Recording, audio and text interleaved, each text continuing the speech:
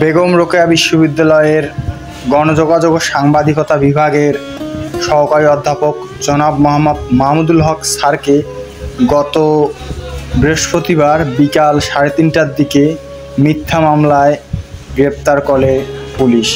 এর প্রতিবাদে বেগম রোকেয়া বিশ্ববিদ্যালয়ের গণযোগাযোগ ও সাংবাদিকতা বিভাগের শিক্ষার্থীরা প্রশাসনিক ভবনে তালা ঝুলায় এবং বিক্ষোভ সমাবেশ করে।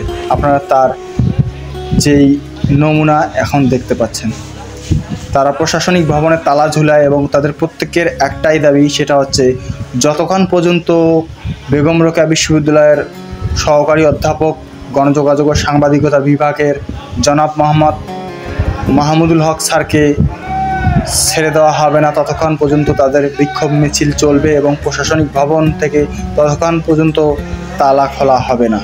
দেখতে পাচ্ছেন ছেলেদের একাংশ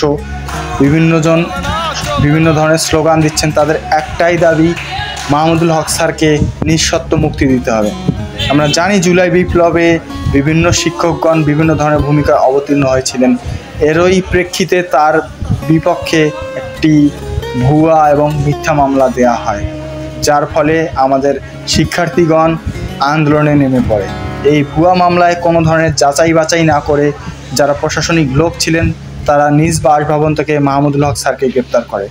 দেখতে পাচ্ছেন আমাদের ছেলেরা একতাবদ্ধ হচ্ছে এবং তারা মেইন গেটে যেই প্রশাসনিক ভবন আছে সেখানে তালা ঝুলাতে বাধ্য হয়, কারণ প্রশাসনের কাছ থেকে কোনো ধরনের আমরা রেসপন্স পাইনি বা কোনো ধরনের সহযোগিতা পাইনি যাতে খুব দ্রুত স্যারকে আমরা বের করে নিয়ে আসতে পারি থানা থেকে, যার ফলে আমরা তালা ঝুলাতে বাধ্য হই। এখানে দেখছেন চলছে আমাদের বিক্ষোভ সমাবেশ।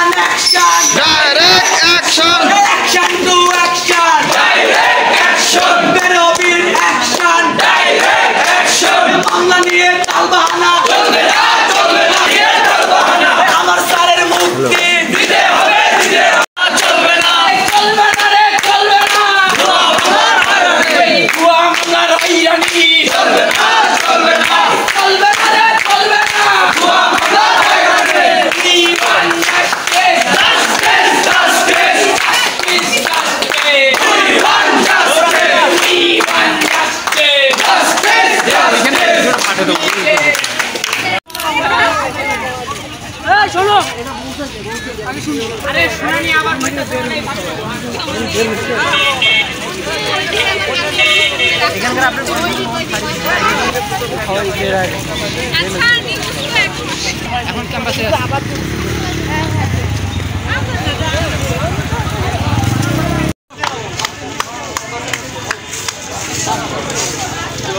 সবাই মাঝে থাকে।